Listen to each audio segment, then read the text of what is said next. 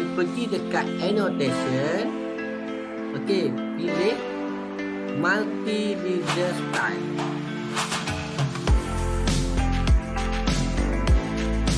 Okey, klik kat sini. Okey, lepas tu kat sini pilih Modify. Ni. Okey, arrowhead size dia tukar kepada 100.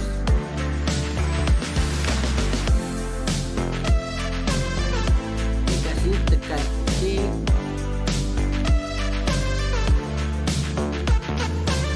Lepas tu close.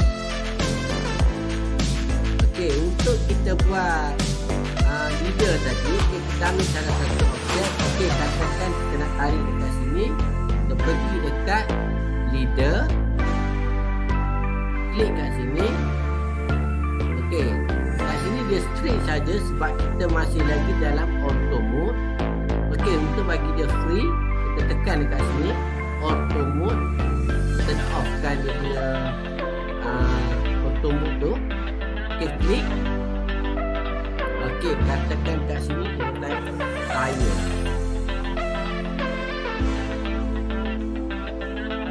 Okey, klik.